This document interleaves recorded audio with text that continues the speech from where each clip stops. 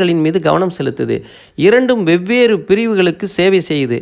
பட்டியலிடப்பட்ட பங்குகளின் அடிப்படையில் ஒப்பிடும்போது NSDL IPO நியாயமான மதிப்பீட்டில் வருகிறதுன்னு நிபுணர்கள் தெரிவிச்சிருக்கிறாங்க. இந்த நிறுவனம் மற்ற நிறுவனம் மாதிரி இல்லை.